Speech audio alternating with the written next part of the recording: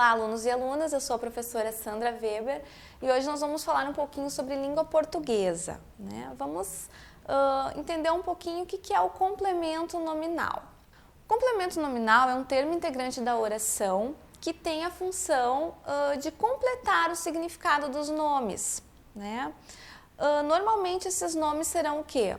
Um substantivo abstrato, um adjetivo ou um advérbio. Tá? Então, o complemento nominal ele chega para dar um sentido maior para esses nomes, para complementar, né, como o próprio nome diz. Bem importante, o complemento nominal ele sempre vai ter uma preposição, tá? Vamos colocar então alguns exemplos para vocês. As lembranças do passado atormentam minha mente, né? As lembranças do passado. Lembranças é um substantivo abstrato. Do passado vai ser o complemento nominal desta palavra. Entenderam? Ali a presença da preposição de, né, mais o artigo o, do, e do passado, né, está complementando então a palavra lembranças. A estante estava lotada de livros. Lotada é um adjetivo. De livros está completando esse adjetivo. Um último exemplo. O professor agiu favoravelmente aos alunos. Favoravelmente é um advérbio. Aos alunos é o complemento deste advérbio. Vamos falar um pouquinho agora sobre as vozes verbais. As vozes verbais são três, então. A voz ativa, voz passiva, voz reflexiva. A voz ativa indica a ação do verbo praticada pelo sujeito. Tá? Por exemplo, se eu digo, o menino correu muito. Qual é o verbo? Correu. Né? O menino correu. Ele praticou a ação. O menino praticou essa ação. Então, o verbo está na voz ativa. A voz passiva é quando o sujeito sofre a ação expressa pelo verbo. Como assim, professora? Vamos dar um exemplo. A folha foi derrubada pelo vento. O sujeito é a folha. Ela foi derrubada. Ela não praticou a ação. Né? Essa ação foi praticada por alguém. O verbo vai estar na voz passiva. E a voz reflexiva, então, é quando o sujeito vai ser agente e paciente da ação verbal. Né? O que seria isso? Ela se feriu com a tesoura. Se feriu, a pessoa praticou a ação e a pessoa recebeu aquela ação. Vamos falar agora um pouquinho sobre o aposto e vocativo. Né? O que seria isso?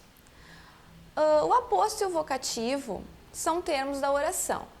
E o aposto é o termo da oração que acompanha o substantivo a fim de identificá-lo ou resumi-lo.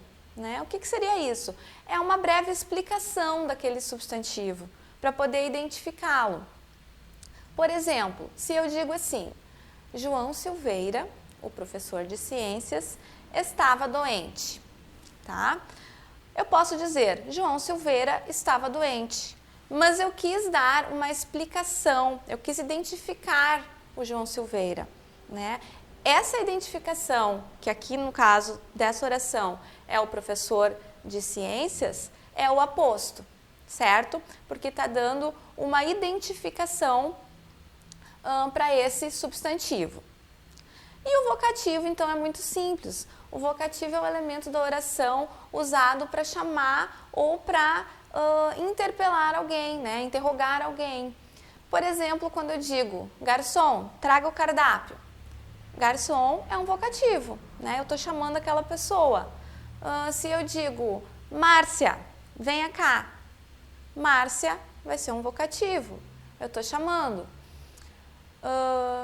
João, posso perguntar uma coisa? Né? João vai ser o vocativo. Preparei para vocês, então, algumas dicas importantes, né? Uma pequena colinha para a prova. Atentem-se bastante para estudar para a prova o conteúdo de sujeito e predicado, tá? Tem lá na apostila tudo bem explicadinho. Aqui a gente viu um resumão, mas lá tem bem direitinho, tudo bem explicado, tá? Não esqueçam, tá? Sujeito simples vai ter apenas um núcleo, tá? O aposto, o que é o aposto? É uma explicação, né, para identificar um substantivo. Vocativo, qual é a função do vocativo? O vocativo ele vai ter a função de chamar ou interpelar alguém. Atentem-se para isso.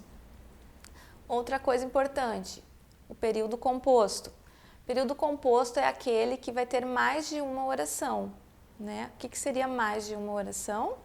Mais de um verbo, né? Vai poder ter 2 verbos, 3 verbos, 4 verbos, né? E consequentemente 2 orações, 3 orações, 4 orações. Outra coisa também que provavelmente vai ser conteúdo de prova, que é importante você saber. A frase é um enunciado que tem sentido completo, mas pode possuir um não verbo, tá? Então, a frase é aquilo que tem sentido, mas não tem necessariamente um verbo. Uma palavra pode ser uma frase. Se eu disser oi, é uma frase, né? Tem sentido. Por hoje seria isso, então. Até a próxima aula.